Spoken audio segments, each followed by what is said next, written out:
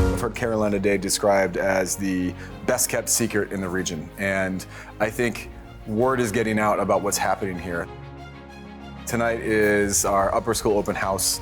It's our largest ever upper school open house. I think we had over 170 people respond to us. That's current families, new families, the sense of community, of rigor, of academics, of empathy, the sense that you can belong to something that's bigger than yourself and that you're known and seen and understood.